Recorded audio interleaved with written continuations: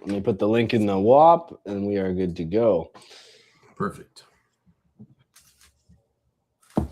Boom. Welcome in, everybody. Just give us a second to get setting up here. This will probably, hopefully, will eventually be moved over to our own platform. We're working on that right now. Actually, we were just talking about that, but it'd be nice to eventually get into our own space. So thanks for your patience while we still work and kind of restream this across different platforms. But there's exciting stuff going on, as we were just talking about here. Let me give people a minute to join. But what is the most exciting thing you think we're working on right now, Anthony?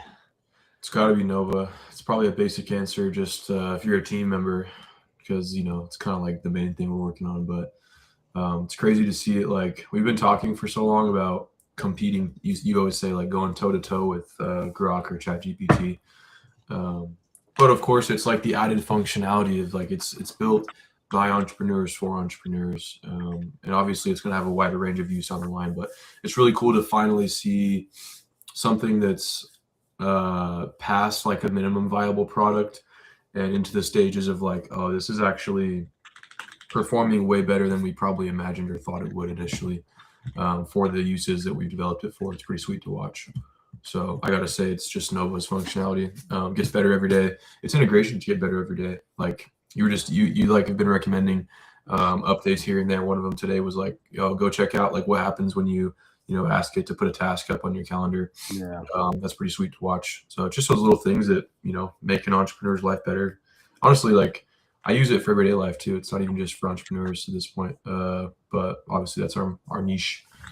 But it's pretty cool to watch. I'll quit yapping.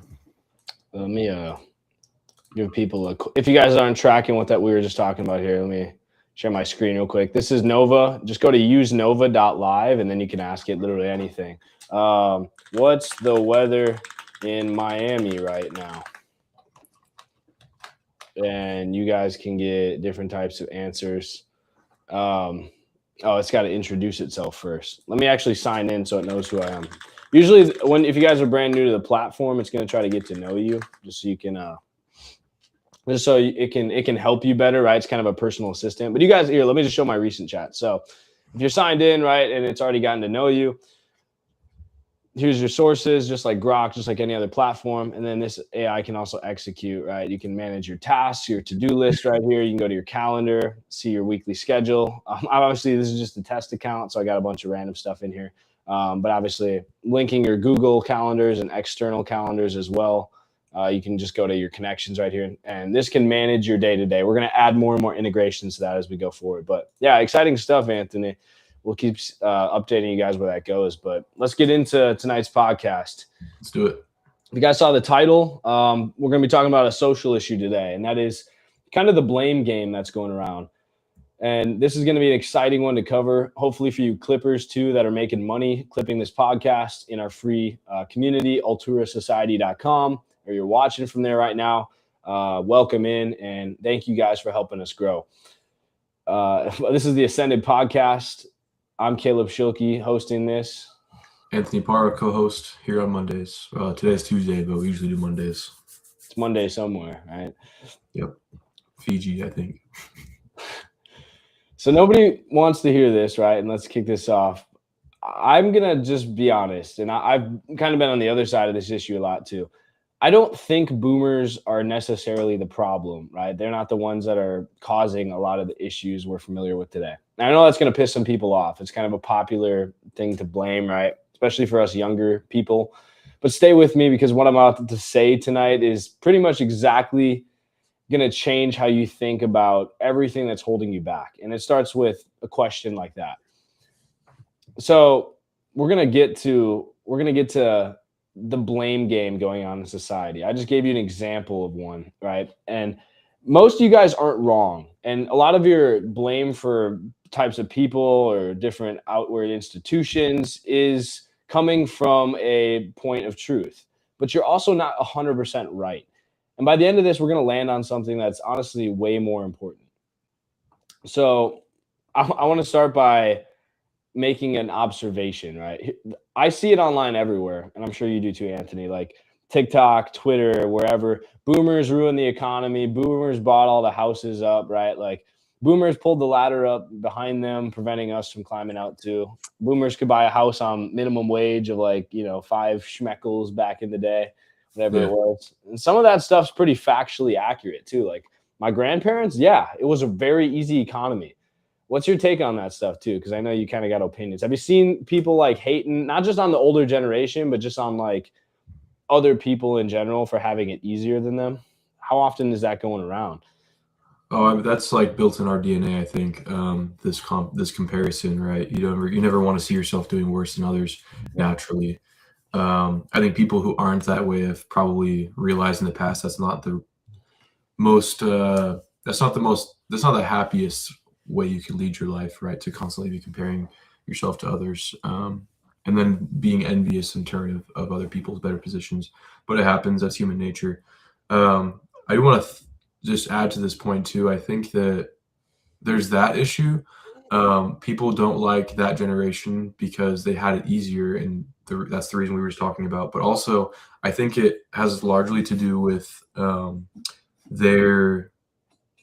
It kind of just seems like a disregard. Like those same people are also the ones that now that they've had the last like 40 years to retirement, and they just have all this money sitting around. So they're the ones kind of buying into this issue of house pricing not being really affordable for young people, young couples today, first time homeowners. They're kind of buying. There's like large corporations like BlackRock that are buying up a bunch of things, and prices are up anyways. But also like the older generations are the ones who have money to be investing in rental properties. So they're kind of buying into those issues.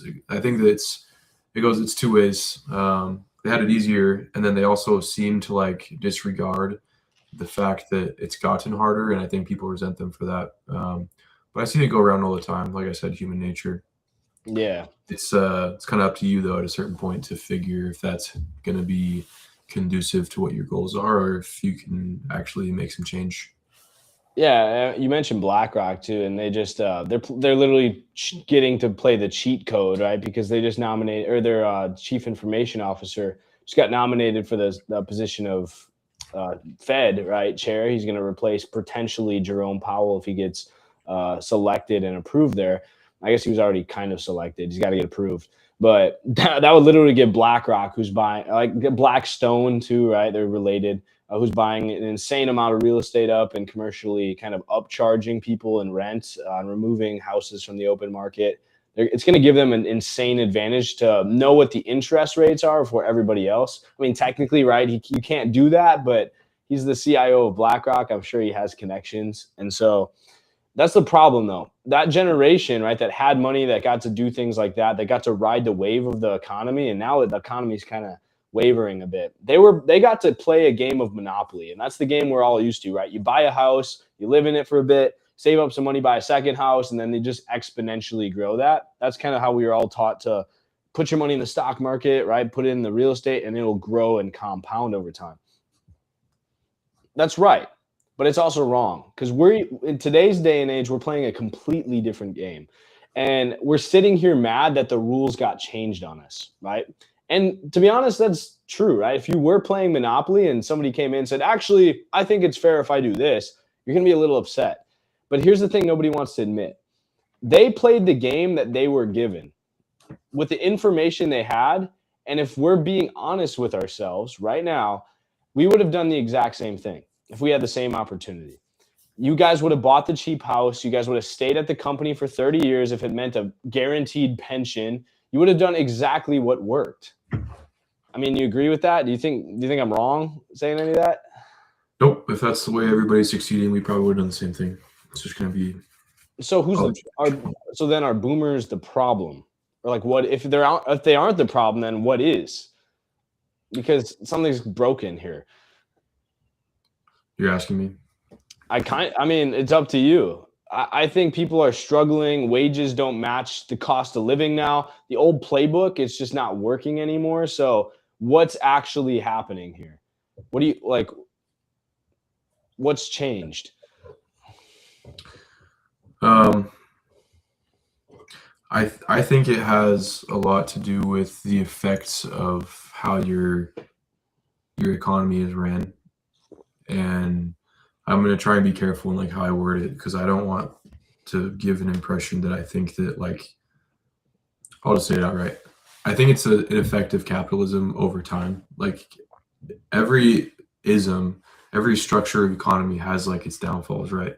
And I think that capitalism's is that the longer the companies that do well have time to play the game, the more and more power and control they gain of like they start buying out other ones. You see mergers and acquisitions until you see companies like BlackRock that can afford to buy entire zip codes in certain states worth of real estate, or businesses or food companies or whatever.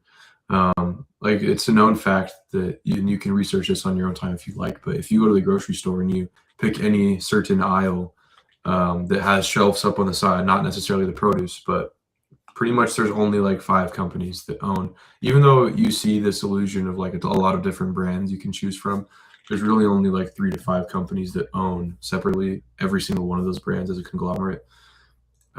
So that's just another example, but I think that we see higher pricing, we see scarcity of resources for the younger middle class, largely because there are conglomerates out there that have played the game with the rules as they were set since like the 1800s, maybe 1900s, and families come and go and pass it down, and corporations come and go and pass it down or get bought, and we end up with a society that in order for those companies to continue beating their marks, they got to charge more and own more. Yeah. And so if companies are owning, if the top like certain percent, top like 5% of an organization, or I guess I could say our country is owning the majority, what does that leave the actual majority of people to own? I think that's the issue. Yeah. So and that's the thing. It's never been I don't think it's ever been a priority to give people more. It's always been a priority to see how much you can get away with just giving them before they get upset. And that seems to be what's happening more. I'm going to do some quick, subtle marketing here too. Guys, I'm bringing back in Nova for a second. I asked Nova the question here, our AI. So use Nova.live again. If I let $100 or $1,000 compound at a market rate for 150 years over a couple generations, what would it be worth? Be worth $4.8 million roughly.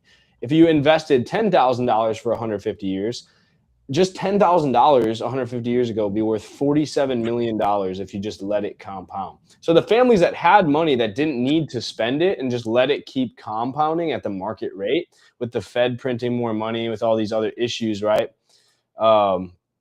Anthony got removed there for a second, but with the market rate and just literally, if you didn't need the money, leaving it invested, the people that already won make sure they continue to win by making sure the market continues to add money. That's why I think the Fed announcement, right, and having BlackRock, who already owns like a couple $1 trillion of, I think they control like $13 trillion, and the world's worth roughly $100 trillion, $120 trillion. So they control almost 10% of the entire world.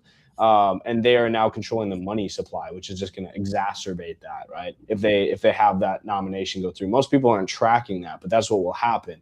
Their amount of money is going to compound to 20%, right, to 30%. And eventually, the majority of the world's wealth will be owned by one company. So you guys should probably consider the possibilities of things like that happening. And it is really easy if you played that old game to get the advantage. But the problem is, guys, and what I'm going to say is, and I'll take this off and get back to the podcast here, we're not in that game anymore. We're still trying to play the game, and we're getting upset because it's not working. So I'm not going to blame them. I'm going to point the blame at you and say, why haven't you realized this? Why aren't you pivoting? We got so good at diagnosing what's wrong and where the problems are that we've completely forgotten how to fix anything.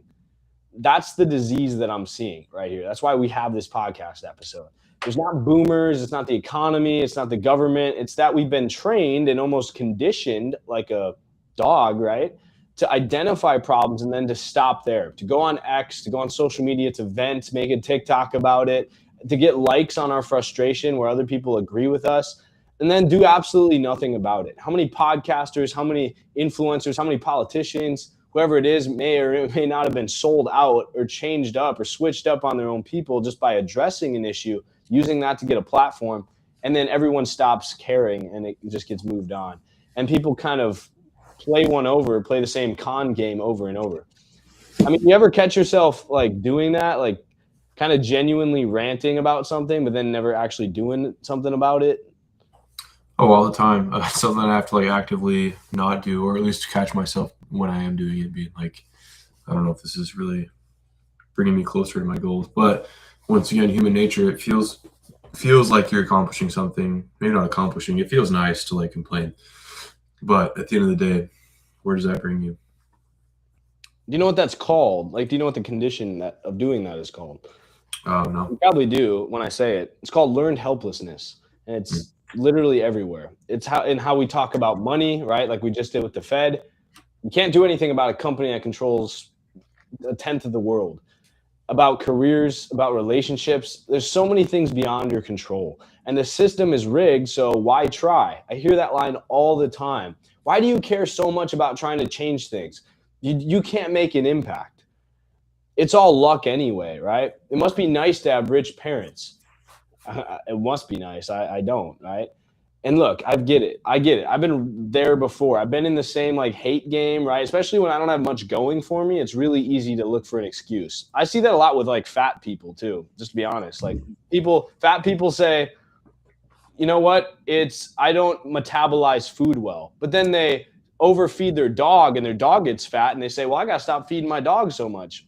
What about you? Like you're blaming something else that's completely inside your conditions and you would do the same for an animal that's overeating. Why you're not an animal as well? Again, there's a point where everybody does this and looking at what was wrong, blaming circumstances. Well, I'm going to ask the question, and I guess it's rhetorical, but feel free to answer. Where does that get you? When has it ever gotten you something? Or what has it gotten you the majority of the time?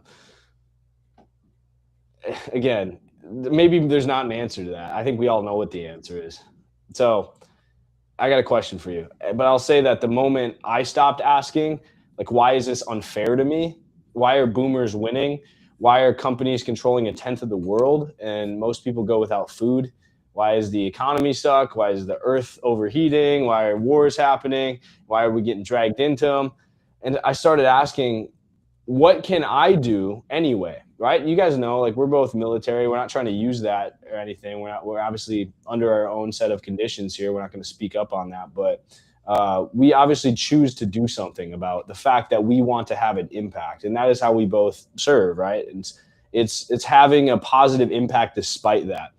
And when I started changing my mindset, especially as a leader too in the military, and saying, what can I do anyway? Everything started to change. Like, not because the world got easier, because it doesn't, but because I stopped waiting for it to get easier. That's the whole difference, right? So for Anthony, right? Because I know you've kind of overcame this journey too at different times, but can you give me an example like when that switch happened for you? Or are you still working on it? Because I think most people are kind of somewhere in the middle. Yeah. I think I've shared this experience before. I would say I'm always working on it because I have the same tendency to kind of just get in. If I let myself think too hard about all the things in the world that are happening that I don't really like or agree with, and feel sort of like you said helpless towards, kind of puts you in a bad spot. But I'd say like a specific time might have just been out of college. I got a job that was kind of like second choice for me, which wasn't that upsetting in the beginning, but it turned out to just be something really completely different than I thought it was. And I would kind of show up to work, and because I was new and I was going to get sent to training anyway soon, it was like nobody would give me anything to do. So I was kind of just wasting my time. I'd like go to work 8 hours, sit there, ask for things to do, get given nothing, get told like just wait till you go to training. So there was a period of like 3 months where I wasn't being given anything to do. Nobody wanted to talk to me because I wasn't useful at that time of the cycle. In which, if you know anything about my career field, it's a busy time. So I kind of just felt isolated. One, I was in a new spot, moved across the U.S. To a different state, isolated from like feeling any purpose, really. But there kind of came a switch too, where because of that, I had to let my physical health go, kind of let my mental health, spiritual health go. Wasn't putting much effort into the marriage. But just like Caleb said, there came a point where it was like, I'm going to have to accept, because I am contractually bound to this job I've been given for at least another 4 years, 4.5 at that point. Um, so am I gonna just spend the next, am I gonna spend the prime of my life, age-wise, just being miserable and thinking constantly about the things I can't control and wishing I was somewhere else? Or am I gonna spend it trying to be content, build something, you know, find the silver lining where I can, um, develop in areas that I might have otherwise put aside if it wasn't for the career part. Find some sort of avenue or multiple avenues to like still do something about my life anyways and not just let it go to waste, um, as a result of the 8 hours a day I have to suffer. Right, that was the mindset.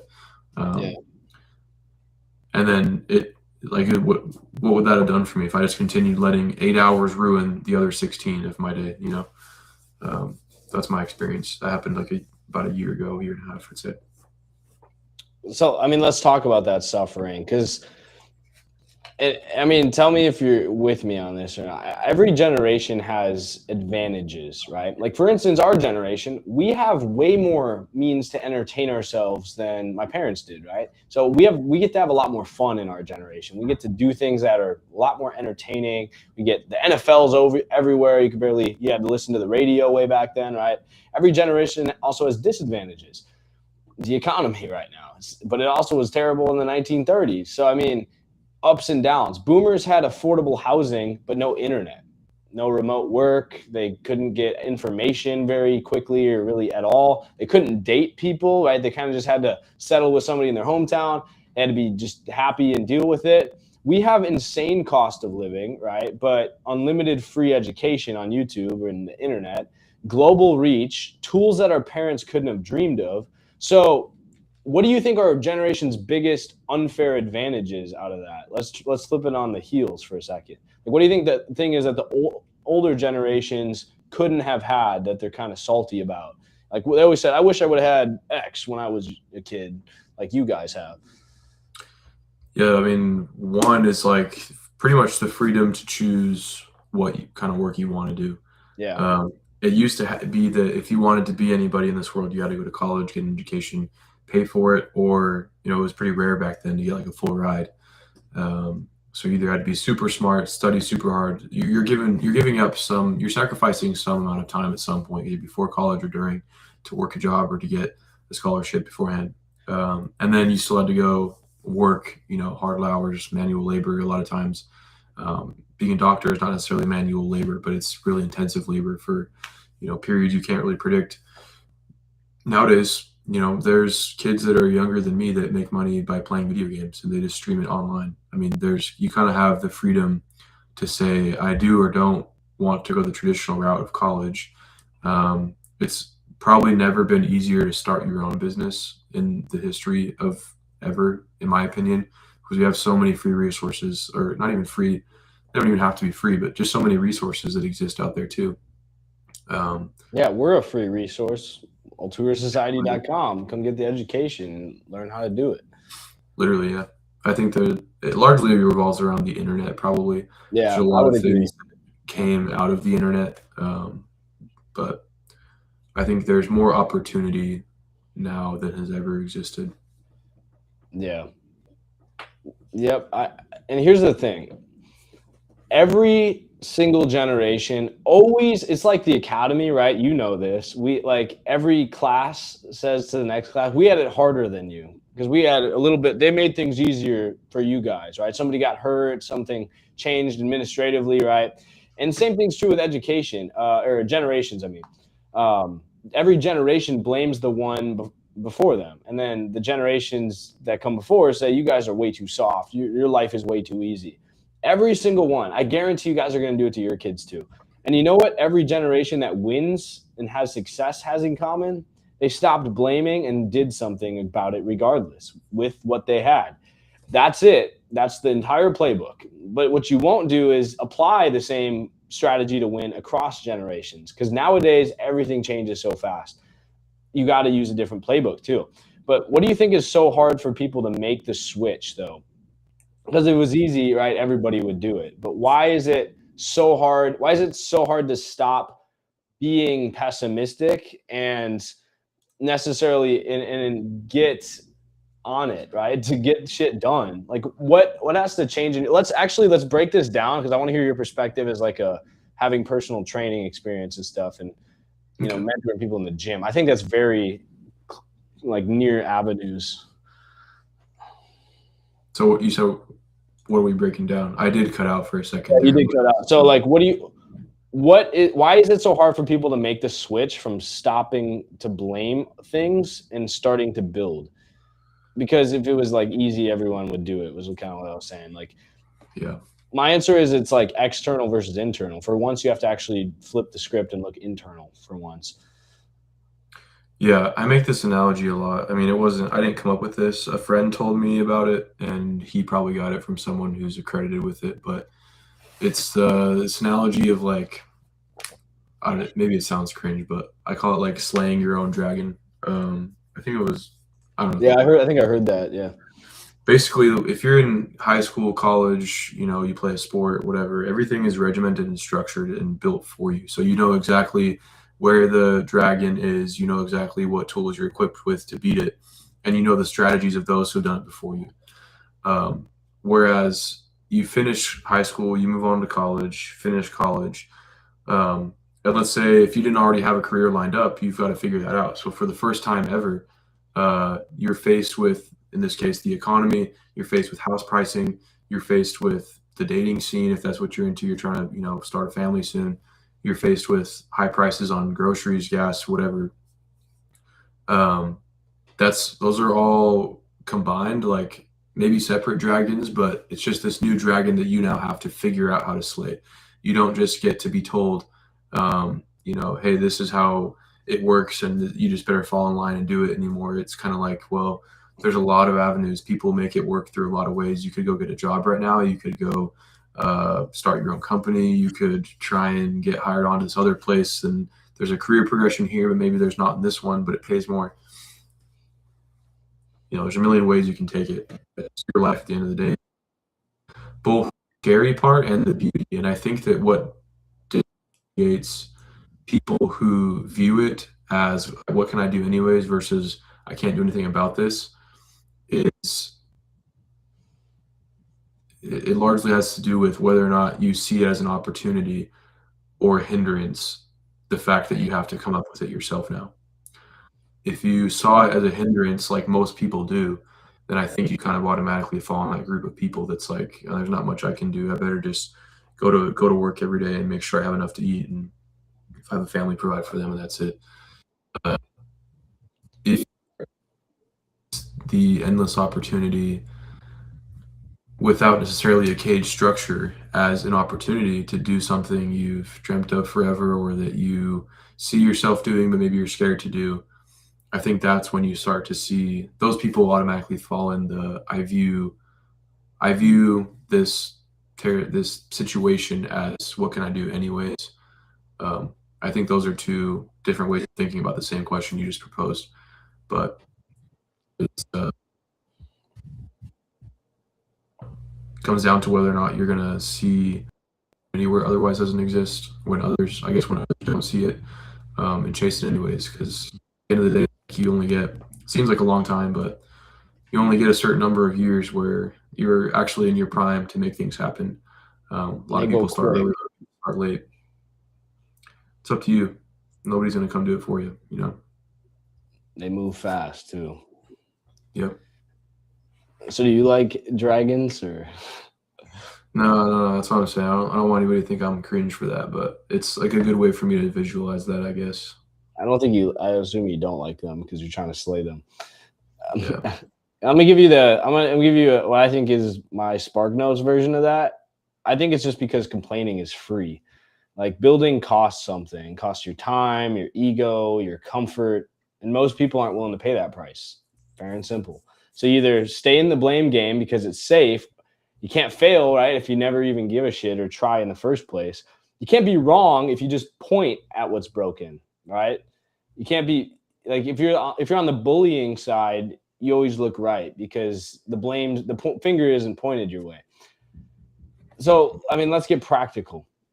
For the people that actually listen to this and are really ready to do something and don't want to just continue to support a society and a culture that just makes this problem worse, if they feel like just they don't fit in the normal swing of things like us, who feel like we could be part of that, right? We could do really good in the blame game theater, or we could just not, right? And if you want to do something about it, I want to give you guys some information, because I don't want this to just be another podcast where we just kind of talk about problems. We literally just said that's like the whole disease right there, right? So here's what nobody tells you. I'm going to think about how I want to word this. The skills to change your life have never been more accessible, as we just both of us pointed out. Free YouTube tutorials, free podcasts right here, AI tools that can write, code, design, online courses that can teach you literally anything. The barrier isn't access anymore. It's not getting into that university. It's action. Will you actually do it? Will you actually take your time? Because you can put it anywhere, like the fig tree, right? You could try to catch every fig before it falls to the ground, then you won't catch any. And you can actually dedicate to a purpose, or you don't. So what's one skill that you would say you're either trying to build or you've kind of been picking up in the last year, Anthony, that kind of cost you nothing, that you were willing to say, I'm fine if this takes a little while to learn. I can be patient and wait till I become a better master of this craft? Marketing. That's kind of a broad term. I could dumb that down even further to say like content creation. That was extremely new to me. Did a lot of it this last year. For different avenues, I think now mostly I manage other content that's being submitted on behalf of Altura. I'm not making a ton of it anymore myself, but that was one thing too that I knew nothing about. I wasn't very good at. But if you just consistently do it, just like anything, we all know it's inherent. You're going to get better at it. Yeah. And that's it, right? That's the unlock. And I'd say most people are waiting for permission. They're waiting for like some, again, I always say some like angel to come down from the sky and bless you with the gift of action, right? Just thinking you have to take action is usually, right, if you're religious, that's God's sign to you. Like if you just have the indication, if you have something in the back of your head saying, I should do this, that is the sign. It's not a big moment. It's not a cinematic reveal. It's just the thought. And if you act on it or if you don't, you're either winning or you're not. If you're waiting for somebody to tell you you're ready, you're definitely not winning. And if while you're waiting, somebody out there with half your talent is out there just doing it badly until they get better, which is going to beat you at the end of the day. You guys get worse and worse because you sit where you are waiting for somebody else to come in and tell you you're wrong, even though you know you're wrong the whole time. And then you blame that person. I see it all the time, right? Take action. Get up, go figure it out, and stop blaming other people for being mad at you because your situation's staying still. Most of the time, those people actually want you to succeed, right? I find that a lot. A lot of my bullies are just people that actually want me to win. And they're saying, come on, you can do it. But if you're in the wrong headspace, it looks like they're attacking you, right? A lot of times it's your wife, right? It's your partner, it's your friends. They want you to succeed. And if somebody's listening right now, right, you guys know you want to know what separates the people that make it from those who don't. I know it's a cliche line, but here's my answer. It's not the generation, right? As we've said, it's not their daddy's money. It's not luck. It's literally whether or not you decide to stop waiting for permission right now. Because I guarantee everyone sitting here at least knows one thing they could try to make some money tonight. If you're not going to do it, well, I think it's on you. I'm going to just say that, regardless of your situation. And if somebody's listening right now and they're stuck in that loop, right, blaming, venting, feeling helpless, what is one thing you think we should have them do this week? Like, not this year, but what should they do right now this week? What's a good first step? Getting contact. What's up? I was going to say, you want to go? I can give you mine or you can go first. I don't know if you have an idea ready, but. You give me yours. I want to see where you're taking this. Yeah, mine is pick one thing you've been necessarily complaining about recently that's sticking out. Like somebody you've hated, right? Maybe you're a hater online. Somebody that you've envied, right? That's a sin, right? Just one. And this week, just instead of talking about how broken it is, as much as we love to do on this podcast, take one small action of fixing that set of circumstances for yourself. Because I will say, as much as you think somebody else's success isn't related to you, you wouldn't be mad if you didn't feel attacked because they have something you don't.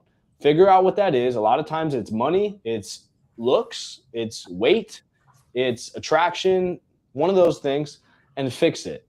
Not fixing the whole system, just your corner of it, your little way to improve and prove to yourself you can. It's not about getting to from, an S tier, D tier to an S tier, facial looks maxing, right? And being the hottest celebrity on the market in a weekend. It's about showing yourself you have control because that control just extended in a longer period of time is how you win. That's my first step. Pick something that you can prove to yourself is a win. Go ahead, Anthony. I love that. I would probably agree that's a great first step. Another maybe other first step or second step could be find someone, ideally like in your circle or near you, that one is doing something that you would like to be better at, or exemplifies a certain character trait, or has a tangible skill that you'd like to learn, and see if you can't just connect yourself with that person. Maybe it's a group of people. And if you don't have that option, let's say you're for some reason just absolutely not connected with the world at all, go find some connections to make, because it's infinitely easier to stay on track when, not that you have to, like verbally commit yourself to your work for them, but it's easier when you're surrounded by people that are of a similar mindset or have achieved what you'd like to in the past to stick to it for yourself. Yeah, that's it. It's really just I love the saying you become the sum of your five closest friends, and it's like that's the easiest way because you guys don't even have to do anything. You can just meet people, right? You're not going to meet, like, I wouldn't say you're generally more likely to meet A tier level people on Xbox, as much as I love Xbox, than you are going to a coffee shop, going to hit the gym, going to jujitsu. That's what Anthony does, right? Find people. We started with boomers, right? And the point is not that they're innocent, right? The point is blaming them or anybody else instead of flipping it, because that doesn't build your future. Only you can do that. Please understand that. And I think the one thing to do is figure out something you can do tonight. It's not, again, changing the world. Make your bed. Do something that is productive, because most of you guys haven't even proven to yourself that you can hold your own word. You're lying to yourself when you're going to start a diet. You're lying to yourself with a new workout routine. Prove to yourself your word means something, and that will compound the more you do it. And take your word for granted. Most of you guys make false promises. I think actually for me, I flipped my life around fastest when I stopped telling people I was going to do stuff I wasn't going to do. And when I actually started treating whatever I said as something that was a promise, like that, even if nobody heard it.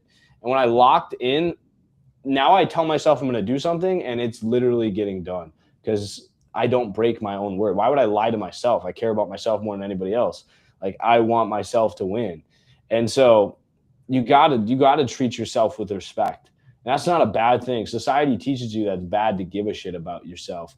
But you gotta look in the mirror sometimes and you gotta pull yourself up and get to work. Final thoughts though? Anything else you want to add for people listening?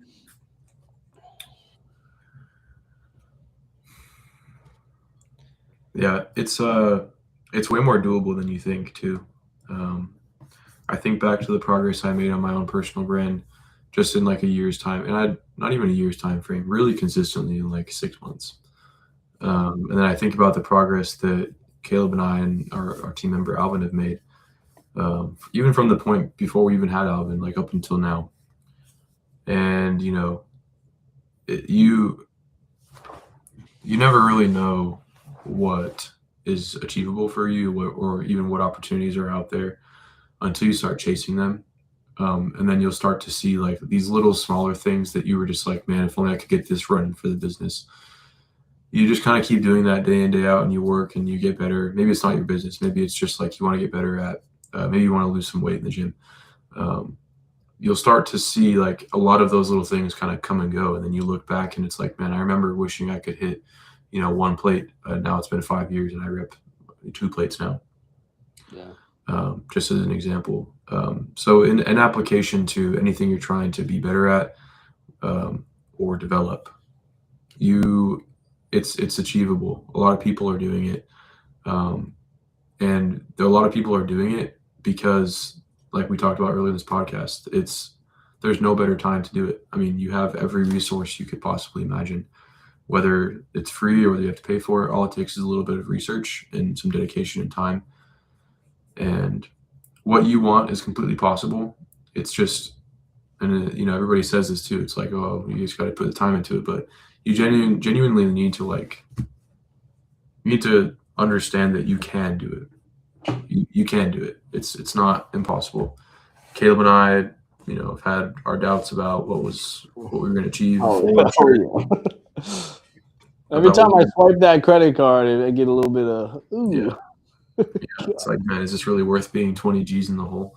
And missing time with family, missing time with spent. We could have been traveling, whatever else. I can name all the sacrifices, but it's more expensive to live with regret, I think, because money, you're not going to die with money. You'll die with regret. Yep. That costs more to you at the end of the day. Die on the road, but at least you're on the road. Like that penguin heading to the mountains. We both made that our screensaver today. Are we tough for that? We might be. Okay, here's the last thing I'll say. Please stop fighting people in the same sinking ship we live in. Everyone's out here arguing about who poked the hole while the water's like rising in the raft, right? Just grab the tools, start building a new raft, and help somebody else actually get onto that with you. That's how we win, not by blaming, but by building. Altura is the perfect place. It's right here, alturasociety.com. It's free. Meet people that actually care. It's about entrepreneurs. We give you access, if you're a member in Altura, to coaching calls. I'll personally give you my time to help you build your business. I am invested in you. We're going to do summits. We're going to do masterminds. We're going to invite guest speakers. We're going to have an academy dropping. You guys, if you're a member, get free access to our AI that we just showed you, Nova, which is literally protecting your data, not giving it out like ChatGPT or Grok. It's an open source model that we protect your info on. We build systems for you guys, and we want to help you guys connect. Just launch the social media side of it, content clipping, right? If you guys want to start making money and start small, like Anthony said, with content creation, be a clipper. We'll show you guys exactly what to do, and you can make money just clipping this podcast, helping this message grow if you actually believe in it. That's the easiest way to start making a couple bucks. Don't blame. Please don't. Catch yourself. Be very vigilant, right? Look for what you're saying in your head as well as out loud. Most of it's actually in your head. That's the iceberg underneath the surface. And when you hear a negative thought, ask yourself why you're thinking it. And it's most of the time not necessary. Appreciate you guys listening, though. If it hit different, right? We're trying to keep these a little bit shorter. It's not going to be an hour long every time, but this will probably be about 40 minutes when we're done editing and stuff. But share it with somebody who needs to hear it. Invite somebody to Altura. We're eventually going to have an app. The Nova app's dropping really soon. If you want the AI on your phone to manage your day-to-day life. And we'll see you guys in the next one. That's it. Take care. Have a good one, guys. And we're rooting for you.